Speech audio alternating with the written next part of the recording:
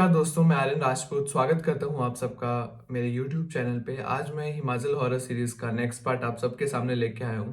और जो आज का पार्ट है वो मुझे किसी ने मेल नहीं भेजी है या किसी ने पर्सनली कोई इंस्टाग्राम या मैसेज नहीं भेजा है। ये कहानी मैंने खुद सुनी है। और अब ऑब्वियसली मैं नाम तो नहीं बता सकता किसने मुझे सुनाई, बट मैं इतना बताता हूँ। मैं किसी गाँव में गया था किसी रिलेटिव्स के यहाँ। वहाँ पे एक बुजुर्ग लेडी, वो मेरी दादी नानी की उम्र के होंगे, तो उन्होंने मुझे ये कहानी सुनाई है। और अब मुझे नहीं पता कितनी सच्ची है या कितनी झूठी है, बट मुझे बहुत ही ज्यादा इंटरेस्टिंग लगी और बिल्कुल अलग सी ही स्टोरी थी, जिसे सुन के मुझे भी बहुत ज्यादा गूज बम्स आ गए थे। और आई वाज लाइक कि लिटरली ऐसा हुआ होगा या इतने डरावना। और ये जो स्टोरी है ये है किसकी? ये स्टोरी है जिन्होंने मुझे सुनाई है उनकी सगी मासी, उनकी मम्मी की बहन की। तो आप खुद सोच लो, जिन्होंने मुझे सुनाई है वही 80-85 साल के हैं, तो उनकी मम्मी के जमाने की उस टाइम की कहानी है। पहले हम, अब मुझे नाम तो एग्जैक्टली याद नहीं है या पता नहीं है क्या था, अगर उन्होंने बताया भी था तो जिनके साथ ये हुआ है, ऐसा हम मान लेते हैं कि उनका नाम कमला था, ठीक है। तो हुआ किसके साथ है वो मैंने आपको बता दिया। जिन्होंने मुझे ये कहानी सुनाई है उनकी मासी के साथ, तो उन्होंने उनकी मम्मी ने सुनाई होगी ऑफकोर्स ये कहानी। तो कमला जो थी, लेडी जो थी, शी वॉज प्रेग्नेंट। और प्रेगनेंसी में भी एक ट्विस्ट आ गया था, क्योंकि उस जमाने में ऑब्वियसली डॉक्टर्स वगैरह नहीं होते थे और हॉस्पिटल्स वगैरह भी इतने नहीं थे, ना कोई साधन था, द मोड ऑफ ट्रांसपोर्ट वो भी कुछ नहीं था। तो दाई माँ होती थी नॉर्मल, जो डिलीवरीज करवाते थे घर घर जाके, तो वो दाई माँ के थ्रू होती थी। तो जो बहुत ही खतरनाक ट्विस्ट था इस प्रेगनेंसी में, कि इस प्रेगनेंसी को 9 महीने की नॉर्मल प्रेगनेंसी होती है, तो इस प्रेगनेंसी को 10 से 11 महीने हो गए थे और अभी तक ना लेबर पेन शुरू हुई थी, ना बच्चे ने किक मारना स्टार्ट किया था। और ऑब्वियसली खुद ही इतना वो अजीब सी बात है कि ऐसा भी क्या कि अब 9 महीने से ऊपर हो गया, बट बच्चे की मूवमेंट होती थी, अंदर बोलते थे, ऐसा फील होता था कि बच्चे की मूवमेंट है। और दाई माँ जब चेक करती थी आके, तो बोलती थी कि नहीं, बच्चा जिंदा है और ठीक है, बट वो लेबर पेन्स इंड्यूस नहीं होती थी, कुछ भी नहीं हो रहा था उस तरह से। तो ये बहुत ही अजीब सी बात थी। तो दाई माँ भी आए थे वहां पे, कहते, तो दाई माँ भी खुद हैरान थी कि क्योंकि ऑपरेशन वगैरह पुराने टाइम में आपको पता है कहाँ कौन करता था। तो दे वर वेटिंग कि हाँ नॉर्मल लेबर पेन्स जो है वो शुरू हो, तो वो हो ही नहीं रही थी, कुछ गड़बड़ तो थी यहीं इसी पॉइंट पे। तो हुआ क्या कि जो दाई माँ थी, उन्होंने उनके हस्बैंड को एक बार बोला कि आप इसके लिए पता नहीं किस चेले चूल्हे या पंडित बोल लो, उनका वो बताया होगा, क्योंकि पुराने टाइम में डॉक्टर्स नहीं होते थे, ये डॉक्टर्स होते थे, चेले चपाटे, ठीक है। तो जो विभूति वगैरह, चल वो मान्यता होती है अपनी अपनी, ठीक है। तो उन्होंने उसको बोला होगा कि तू फलाने के पास जा और वहां से वो विभूति वगैरह लेके आ, और फिर देखते हैं कि कोई सुधार आता है या नहीं आता। तो वो जो उनके हस्बैंड थे, उनके हस्बैंड गए होंगे किसी चेले चूल्हे के पास और वहां से विभूति ले आए। और जब वो उनको खिलाई, कुछ टाइम स्पेन बताया था कि 7 से 11 दिन तक लगातार खाना, और इसका असर आपको दिखेगा, खुद लग जाएगा पता। तो वैसा हुआ और सच में हुआ। और तो कुछ टाइम बाद जो है उनको लेबर पेन, एक दिन रात के तकरीबन 1-1:30 बजे की बात है, उनको खतरनाक वाली लेबर पेन स्टार्ट हो गई। वो कहते हैं अजीब ही तरह का माहौल बन गया था उस टाइम पे, क्योंकि एक तो 11 महीने का वो बच्चा था पेट में, और काफी लोग इन द सेंस की दाई माँ, परिवार वाले सारे थे कि ऐसा क्या हो गया, क्या वो जो माँ थी वो दर्द के मारे, उसका बुरा हाल था, और वो ऐसी थी कि वो किसी भी टाइम उसकी डेथ हो सकती है, इतना वो तड़प रही थी उस टाइम पे। लेबर पेन शुरू हो गई थी, बट यूट्रिन कॉन्ट्रैक्शंस उस तरह से नहीं हो रही थी कि बेबी बाहर को एक्सपेल हो जाए, कुछ गड़बड़ अभी भी हो रही थी, बट पेन जो थी वो शुरू हो गई थी और बच्चा किक मारने लग पड़ा था। और वो साफ कहते दिख रहा था कि पेट से वो फील भी हो रहा था और दिख भी रहा था कि वो बाहर आने की कोशिश कर रहा है, बट वो आ नहीं रहा, पता नहीं क्या चीज थी वो। और फिर क्या हुआ कि दाई माँ को, इनको वगैरह को डाउट पड़ा होगा कि शायद कुछ और सी बात है, ये नॉर्मल केस नहीं है। तो फिर उन्होंने बोला कि उस चेले के पास जाओ।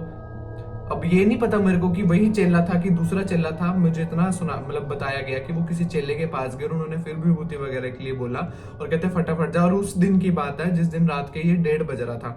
तो 1:30 या 2 बजे जब ये कॉन्ट्रैक्शंस वगैरह हुई थी प्रेग्नेंट लेडी को, तो जो उनके हस्बैंड थे वो आधी रात को, सोचो कम से कम उन्हें 5 से 6 किलोमीटर पैदल जाना था उनके पास, जहां से उन्हें विभूता वगैरह लानी थी। तो कहते वो गए अपने रास्ते, ठीक है, वो कहते मैं लाता हूँ। और इतने में क्या हुआ कि जब दाई माँ को वो शक पड़ गया कि ये नॉर्मल नहीं है कुछ, उस तरह की बात है, तो उन्होंने क्या किया कि जो प्रेग्नेंट लेडी थी उसके जो मंजा होता है, बेड, उसके जो पॉय होते हैं, कॉर्नर पॉय के पास गड़बियों में पानी भर के और बीच में फूल डाल के वहां पे रख दिया, और उसके तकिए के नीचे खंजर या छुरी जो बोलो वो रख दी।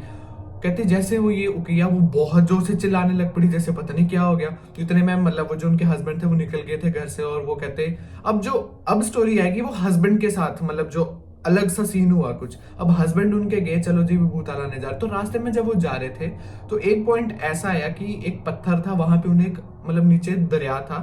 मान लो कि मैं ऐसे जा रहा हूँ तो मेरे राइट साइड दरिया है, बट वहीं पे दरिया के ऊपर वाली जमीन पे एक बहुत बड़ा पत्थर था, और वहां पे कोई लेडी बैठी हुई है और वो रो रही है, और उसका जो फेस है वो उस नीचे दरिया की तरफ है मतलब, और वो नीचे देख देख के रोई जा रही, बट वो हरी में थे, मतलब जल्दी में थे, तो उन्होंने मतलब ज्यादा ध्यान नहीं दिया और ना सुना ना पूछा भी हाँ भी कौन है क्या नहीं, और वो भाग गए, मतलब लिटरली कि पहले मतलब विभूता लानी है कुछ भी करके।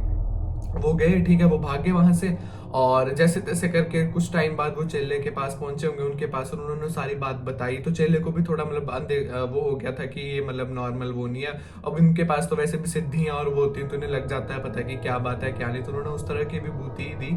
और चेले ने सबसे पहले ये बोला कि इसके पौए के आगे वो रख दो, मंजे के गड़बी, और वो तो उन्होंने बोला कि वो तो रख दी हुए हैं ऑलरेडी। उन्होंने बोला बहुत अच्छी बात है, अब जाओ और ये विभूति उन सभी पोए में, मतलब जो वो गड़बी उनमें मिलाओ, और एक पानी में, मतलब गंगा जल भी था साथ में, उसमें ये विभूति मिलाओ और उन्हें पिलाओ घूंट बाय घूंट। तो ठीक है जी, वो वहां से सामान लेके आ रहे थे अपना वापस, और एक नाला जैसा है वहां पे वो पहुंचे, ठीक है। तो वहां पे जब वो पहुंचे तो आगे उनको एक पेड़ था बहुत बड़ा, पता नहीं किस चीज का था, तो कहते बहुत सी अजीब सी आवाजें लग पड़ी उस पेड़ से आने, जैसे मतलब कोई हंस रहा है ऊपर, साथ में कोई रो रहा है, और मतलब कुछ समझ नहीं आ रही कि कैसी आवाजें हैं, क्या हो रहा है। तो कहते पहले वो डर गए होंगे ऑब्वियसली कि क्या चीज है, वो रुके थोड़ा सा, और कहते जैसे वो ना आगे लगे ना जाने, उन्हें ऐसे लगा कि उनका पैर किसी ने पकड़ लिया नीचे से, और वो आगे जा ही नहीं पा रहे थे, मतलब उन्होंने पूरी कोशिश की, या पता नहीं वो क्या चीज थी जो उन्हें रोक रही थी कि ये सब जो जा रही विभूता और वो जो लेके जा रहे वो उस तक ना पहुंचे।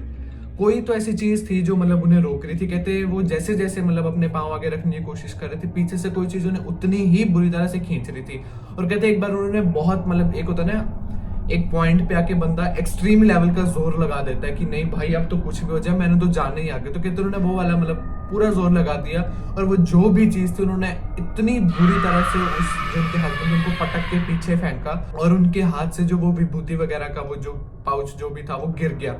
कहते वो फटाफट उठे और उन्होंने उसको मतलब अपनी पॉकेट वगैरह में डाला, और वहीं से उन्होंने गायत्री मंत्र का रिसाइटेशन करना शुरू कर दी, और धीरे धीरे करके कहते आने लग पड़े आगे को। बट वो जो वहां पे चीज थी पेड़ के पास, वो आना पीछे से बंद हो गई। अब वो तो चल बंद होगी, अब वो उस पॉइंट पे आने वाले थे वापस, जहां पे वो आते टाइम उन्हें वो पत्थर के ऊपर जो वो औरत बैठी थी वो वहां पे उन्हें देखी, मतलब जो मिली थी वहां पे उन्होंने देखी थी। कहते अब वो जब वो वहां पे पहुंचे तो वो लेडी अभी भी वहीं बैठी हुई थी, और वो रोए जा रही थी, और उसका फेस जो था दूसरी तरफ ही था। अब पता नहीं इनको मतलब क्या हुआ, और उन्होंने क्यों पूछ लिया, या वो चीज चाहती थी कि उनसे पूछें या बात करें कि हाँ बहन तू कौन है या जो भी है मतलब। तो कहते उन्होंने उसे आवाज डाली कि हाँ जी भी आप कौन, और इतनी रात को यहाँ पे क्यों बैठे। और देखने में मतलब ऐसा नहीं था कि वो भूतनी लग रही थी या कोई चुड़ैल थी, नॉर्मल तरह के उसने कपड़े डाले हुए थे, और नॉर्मल तरीके से वो बैठी हुई थी, बट वो रो रही थी नदी की तरफ फेस करके।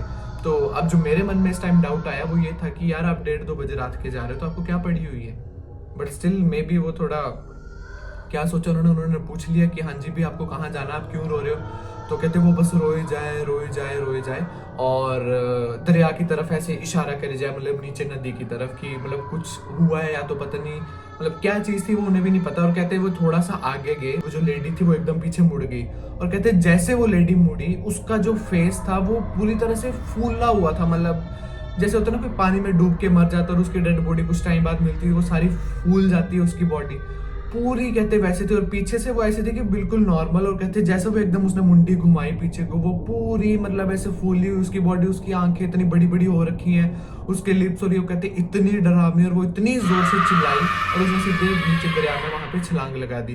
कहते वो बहुत ज्यादा डर गए, और उन्हें समझ आ गया कि ये सारी चीजें कुछ ना कुछ मतलब अब गलत हो रही हैं, और या तो बच्चे को हार्म पहुंचाएंगी या तो माँ को हार्म पहुंचाएंगी, और ये सब मुझे रोक रही हैं मतलब घर पे पहुंचने के लिए।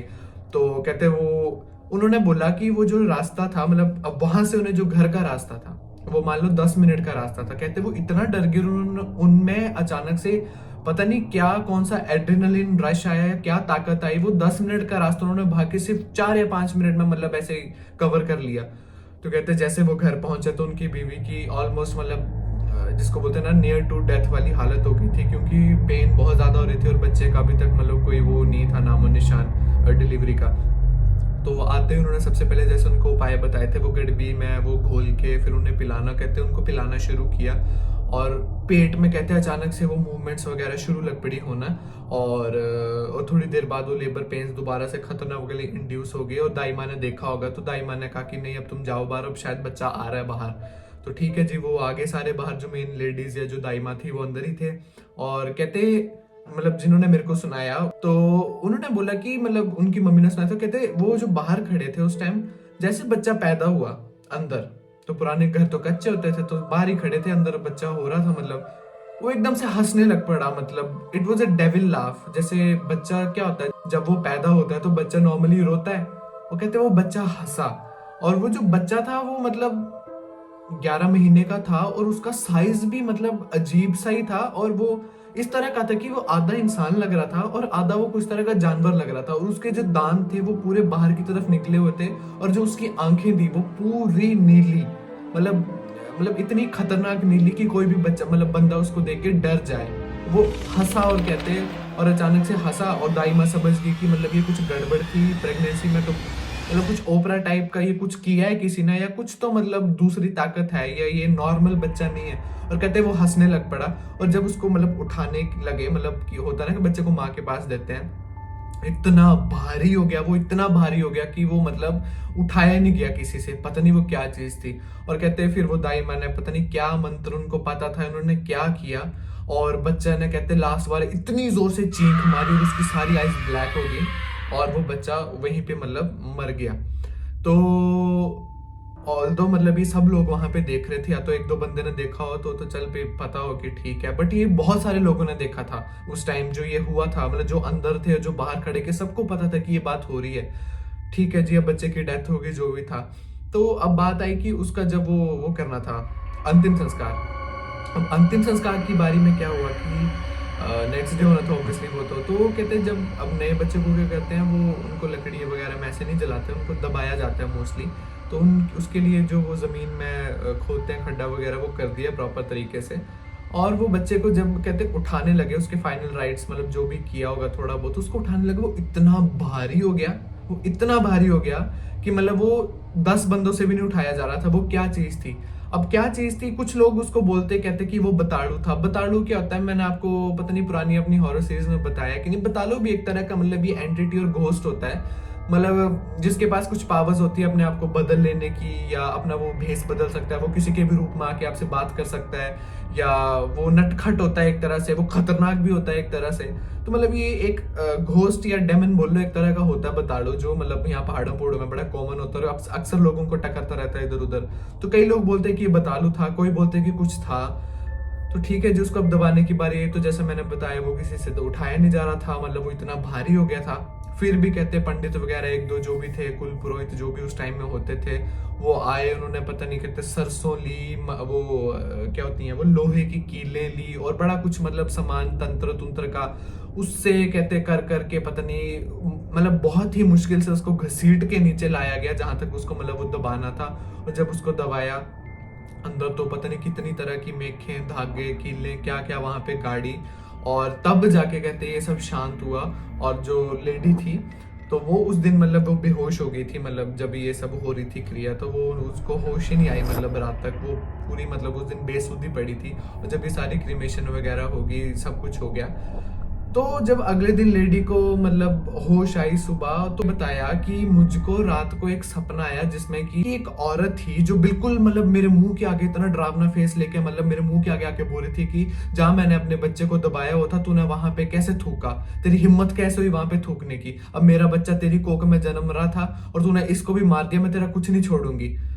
और मतलब इतना ही बताया और वो फिर बेहोश हो गई। तो कहते हैं दाई माँ और ये सब लोगों ने थोड़ा एनालाइज किया होगा सिचुएशन को, तो तब भी ने थोड़ा ऐसा लगा कि हो सकता है कि इस मतलब जो लेडी थी जो प्रेग्नेंट जिनके साथ ये सीन हुआ, कि इसने कहीं ऐसी अनजान जगह पे मतलब थूक दिया या पता नहीं क्या अनइंटेंशनली किया। तो वो वहां पे उस लेडी की, जो वो चुड़ैल या भूतनी जो भी उनको दिखी रात को, उसके बच्चे को उसने दबाया होगा वहां पे। मे भी हो सकता है कि उस लेडी जो भी चुड़ैल थी वो पहले मर गई थी, फिर उसका बच्चा मरा, उसको वहां पे दबाया हो, तो वो उसे बात पसंद नहीं आई, तो वो इनडायरेक्टली अपने बच्चे को दोबारा जन्म देने के लिए इसकी वो का मतलब क्या बोलते हैं उसको, प्रेगनेंसी का सहारा ले रही थी। तो मतलब कुछ इस तरह की स्टोरी थी। अब इस स्टोरी को जब मैंने एक बार अपने किसी सेशन में सुनाया भी था ट्विटर वगैरह पे, तो काफी लोग जो हिमाचल के थे या लोअर इसके थे वो बोल रहे थे कि हमने भी बहुत सुना है कि ऐसा कुछ जरूर हुआ था, और ये बहुत टाइम तक मतलब चर्चित बात रही थी कि ऐसा हाँ कुछ हुआ, और काफी लोग बोल रहे थे कि हमने भी सुना था कि ऐसा एक इंसिडेंस हुआ था।